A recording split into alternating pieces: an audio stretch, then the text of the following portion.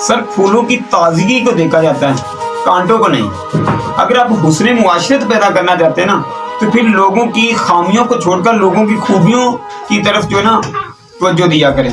खामी तो हर इंसान के अंदर होते हैं। आप कोशिश किया करें कि नरमियां पैदा करें, ना कि तलखियां पैदा करें। कांटे फूलों के साथ होते हैं, लेकिन खूबसूरत लोग हमेशा सूंघते किसको हैं? फूलों को सूंघते हैं, फूलों की खुशबू को वो महसूस करते हैं। आप लोगों की ना खूबियों को देखा करें, खूबियां तलाश किया करें। खामियां तो हर इंसान के अंदर, इंसान जो आदम का जो बेटा है ना, आदम का बेटा है, उसके अंदर गलती है ही है, कुताही है ही है। ये मान ही नहीं सकते कि दुनिया के अल्लाह की जात और नबियों की जात, इनसे बड़ा कोई मासूम नहीं है। बस अल्लाह की जात जो है ना, हमें सब जो है ना लोगों की खूबियों पर तवज्जो देने की तौफीक अता फरमाए।